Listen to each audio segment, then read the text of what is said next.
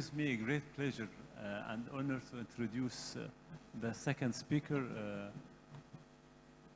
Professor Hany Ragy, life-lasting friend. I appreciate so much he's choosing a great study like that. He will be speaking about the therapeutic approach. Thank you very much. احنا زملاء في الدفعة فعلا lifelong friends أصدقاء طول العمر. Non-alcoholic fatty liver disease, shortly known as NAFLD, is almost a cardiac disease. ده حاجة تبعنا احنا خالص، اوكي؟ بالذات الناس اللي زي اليافا اللي شغالين في البريفنشن. الجزء المتطور منه بيبقى تبع الاندوكراينولوجيست في الأول، وبعدين بيبقى تبع الهيباتولوجيست لما يحصل فيه التليف وانت عايز تمنع الكانسر وكده.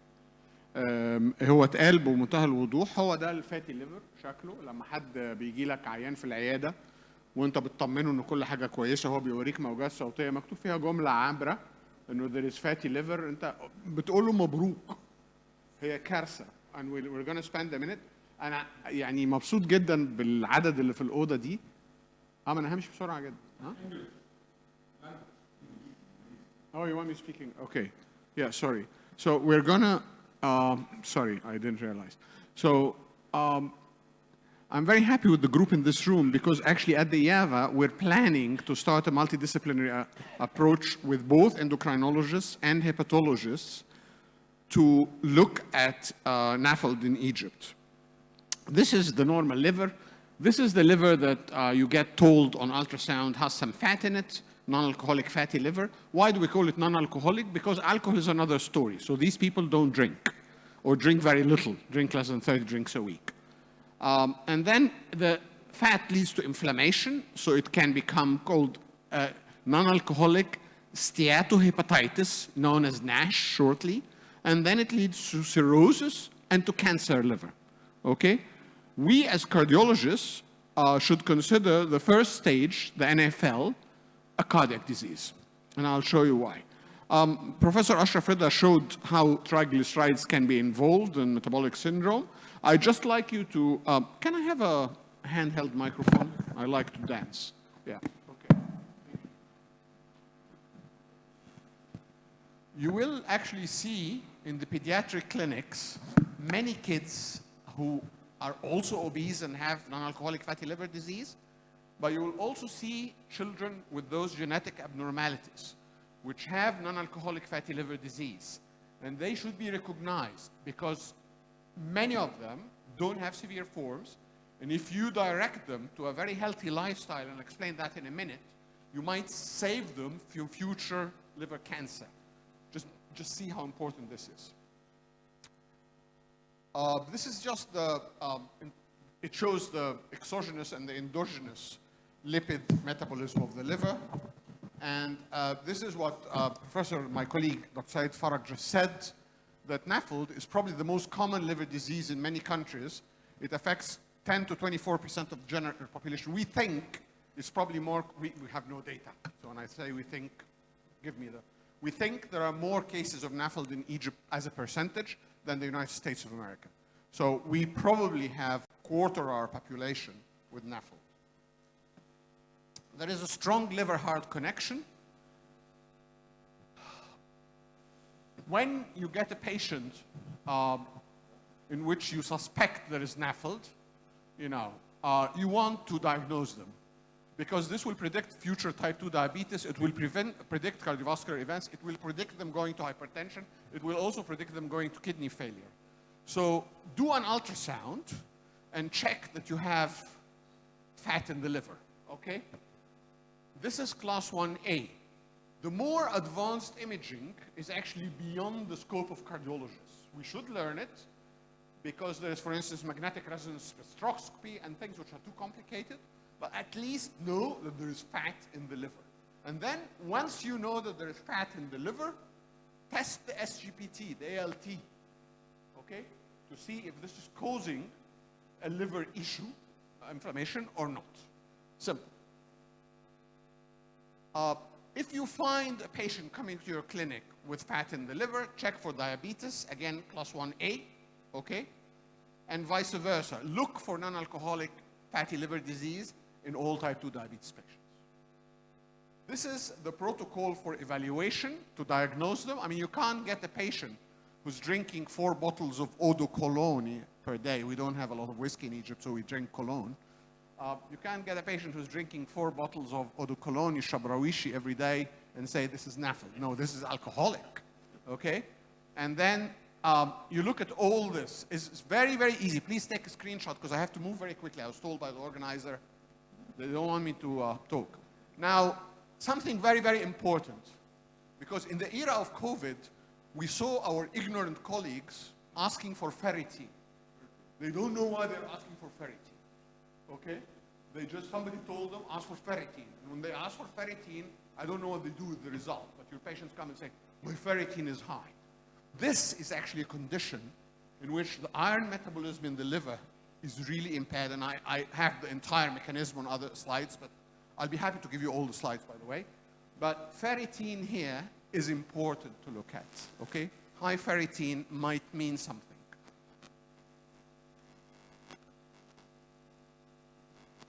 This is the interaction which Professor Ashraf Rida showed very clearly between the atherosclerosis and the fat in the liver and the kidney disease. And by the way, the fat in the liver is usually associated with a lot of pericardial fat.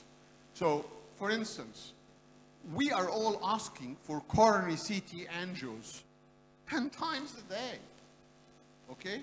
Why are we not asking everybody who's reporting, just have a look at the pericardial fat?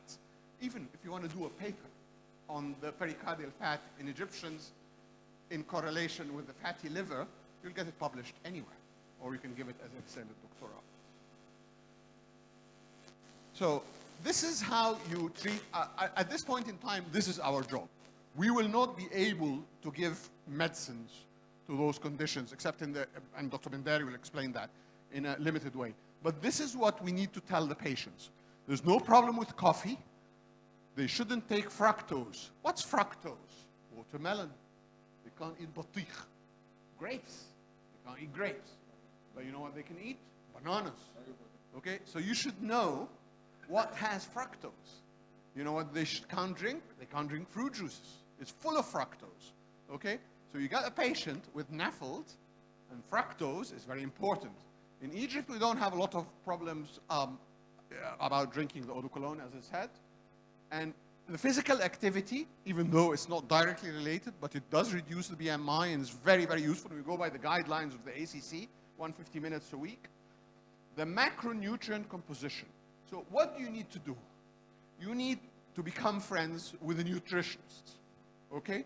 Because there are nutritionists, and I saw nutritionists in Egypt who have put people with livers that were really large, but were not NASH yet, on either Mediterranean diets or keto diets, okay? And they have managed, and this is very dangerous because we're cardiologists, so we want the diet to be heart-friendly, okay? So somebody gets given, you know, a lot of eggs, and cardiologists are averse to keto diets. But in this condition, very strictly monitoring the cholesterol levels, you can even, there have been reports of reversing diabetes with those high-protein, low-carbohydrate diets. And again, I do not recommend that any of us does this because we have no experience with it. Those patients need to lose weight, and they can lose weight by diet or by drugs or by surgery. I'll move very quickly because I really need to finish. Oh, sorry, I'm going back. Okay, this is what the dietitians tell them. They counsel them. You have to send those patients to, and if the patients are really obese, you have to consider pharmacological approaches. As Professor Said Farag mentioned, the amazing GLP-1, which we're seeing now. And of course, if they are morbidly obese and they can't wait, you might even consider bariatric surgery if their hearts are good. Diets are a little bit difficult to sustain. Pharmacological approaches require injections every day or every week, and bariatric surgery seems to work better. This is the Mediterranean diet, and keto diet. I have all the data. This was a pilot study on keto diet, which shows improvement in all parameters. And again, I'm not preaching the keto diet, but we just have to know the information. As cardiologists, we prefer the Mediterranean diet. Pharmacotherapy. Can I have 1 more minute, please? Okay. Pharmacotherapy is indicated in NASH. We as cardiologists won't do it. And ممكن دقيقة؟ شكرا. السلايدز بطلت تمشي.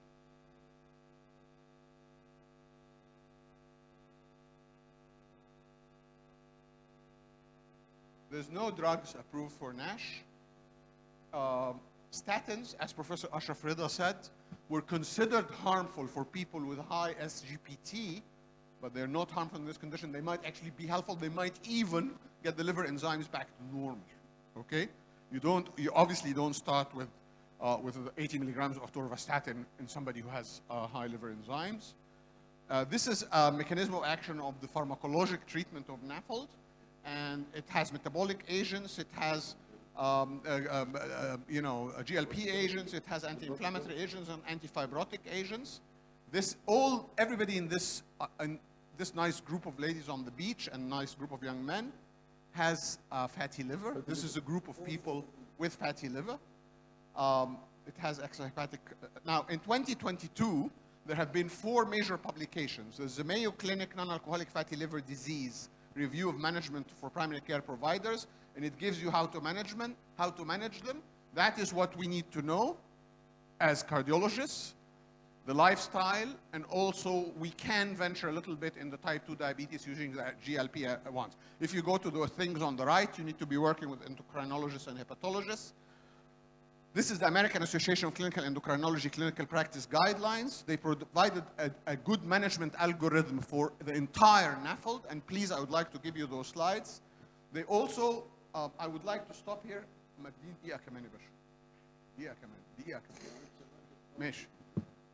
This is what we don't do. This is what the hepatologist does. The hepatologist doesn't want the patient with NAFLD to go to NASH, doesn't want the patient with NASH to go to hepatic cell carcinoma. So what do? They actually measure, they do fibrosis risk. So they measure the fibrosis index, and they also measure the liver stiffness measurement, LSM, by elastography. Things that sound like Japanese to cardiologists in this room, but we have to know that this is multidisciplinary. You have to work with a hepatologist who knows how to do this stuff, who knows how to order this stuff, because this characterizes the patients as low risk, intermediate risk, and high risk. And since we don't know how to do it, and it's doable, we should work with people who know how to do it in multidisciplinary systems. There's also an algorithm for the weight management. There's an algorithm for the diabetes management in NAFLD in the American Society of Endocrinologists guidelines, depending on both the fibrosis and the liver elasticity. The type of diabetes control and the drugs that you're going to use are different. For instance, in some of them, I don't have time, you can't use metformin, for example, okay? So we are sitting in cardiology clinic, thinks we know it all. We do everything. We give patients with severe CKD metformin. We don't know it all. We have to work in multidisciplinary teams. We have to work with endocrinologists. We have to work with hepatologists. And even in hypertension management in NAFLD, it is different, okay? Because you look and the type of drugs that you use, sometimes you can't use some drugs, and sometimes the first-line therapy is ACE inhibitors and ARBs. Beta blockers don't seem to have a significant role, so... Yeah, I finished. And also, this is the most important slide, which is the atherogenic dyslipidemia management in NAFLD, which again, you take the entire guidelines with, from 55 to 100. And again, you give statins to patients with bad livers, with high enzymes, if indicated. This is the pipeline, and this is my last slide, that NAFLD is a very common condition which affects children and adults. By the way, let me tell you something. I've been working on this presentation for 3 months now, okay?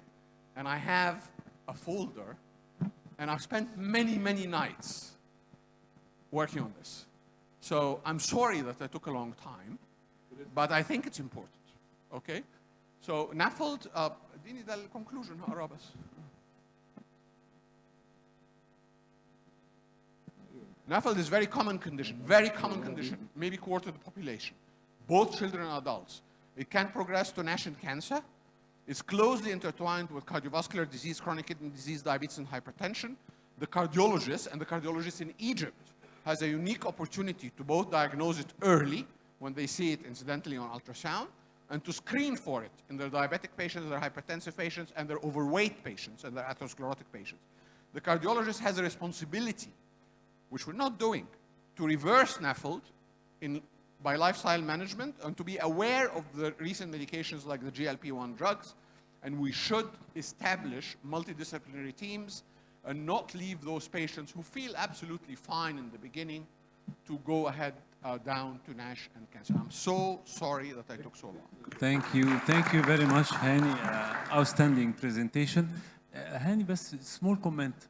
أول حاجة عن إن هو طبعًا I'm so sorry.